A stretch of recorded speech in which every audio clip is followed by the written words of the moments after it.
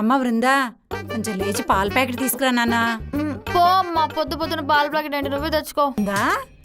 ఇప్పుడు చూడు, పాల ప్యాకెట్ తెచ్చి మిగిలిందంతా నువ్వు ఉంచేసుకో. పోతే 180 మిగులుతుంది. Thank you. ఈ ఎండలో షాప్కి అంత దూరం అంటే ఆహా, ఎవరు చూడట్లేదు కదా.